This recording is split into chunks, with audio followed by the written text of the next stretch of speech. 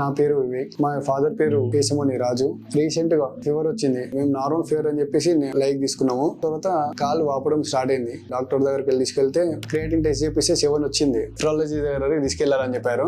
మా ఫ్రెండ్ ని కనుక్కుంటే Sri Sri holistic hospital doctor Prathayya sir ఉంటారు, చాలా బాగా చూస్తారని చెప్పి మా ఫ్రెండ్స్ సజెస్ట్ చేశారు. ఇక్కడికి వచ్చిన తర్వాత సార్ టెస్ట్ చేసి లిప్టోస్పైరిమియా డిసీజ్ వచ్చేది అని చెప్పిండు. ఇక్కడ అడ్మిట్ అయ్యాం. సార్ ట్రీట్మెంట్ చేస్తున్నాడు.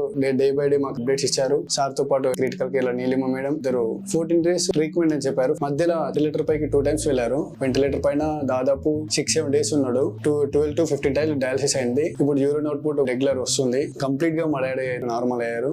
Madam sir thank you.